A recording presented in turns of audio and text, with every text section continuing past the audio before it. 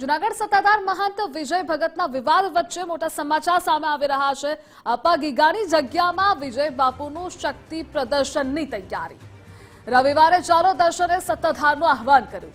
સત્તાધાર દર્શને આવો એવા પોસ્ટર્સ વાયરલ થયા છે। સર્વે સેવક ગણોને રવિવારે આવવા વિજય ભગતે અનુરોધ કર્યો છે। તો સત્તાધારમાં રવિવારે વિજય ભગતના સમર્થનમાં શક્તિ પ્રદર્શન સંમેલન છે।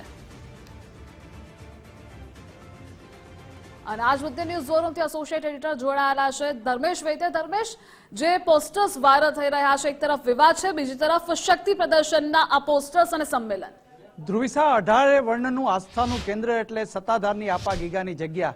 પણ આપા ગીગાની જગ્યાના જે વર્તમાન મહંત છે વિજય ભગત, એમની સામે પરિવારના જ એક પૂર્વાશ્રમના ભાઈ પડ્યા છે અને કેટલા મોટા આક્ષેપો કર્યા છે। ખાસ કરીને દાદાગીરી, ચારિત્ર, આ તમામ વસ્તુ ઉપર જ્યારે આક્ષેપો થયા છે ત્યારે છેલ્લા કેટલાય દિવસોથી સત્તાધારમાં દરરોજ નવો એક ઘટનાક્રમ બની રહ્યો છે। એમાં એક તો છાયા સાધુ મંડળ જે ગિરનારી છે એ લોકો મળ્યા, સનાતનના જે સાધુ સમાજ એ પણ વિજય ભગતમાં જેને કહેવાય પૂર્વ ધારાસભ્ય લલિત વસોયા હોય કે પ્રતાપ દુધાત હોય, તેઓએ પણ વિજય ભગતનું સમર્થન કર્યું છે।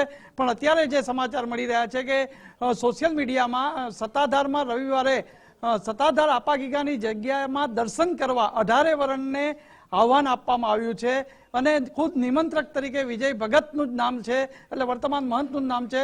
એટલે એવું લાગી રહ્યું છે કે કદાચ આ વિવાદ વચ્ચે શક્તિ પ્રદર્શનનો એક પરચો, શક્તિ પ્રદર્શન જે કે વિજય ભગતના સમર્થનમાં કેટલો લોકો આવે છે એનું કદાચ આ કાર્યવાહી થઈ શકે એવું દેખાઈ રહ્યું છે।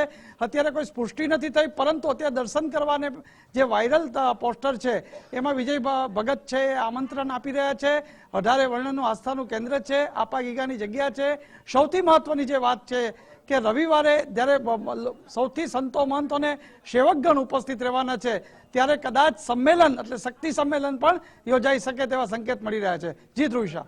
જી ધર્મેશ, જોડાવા બદલ આભાર આપનો।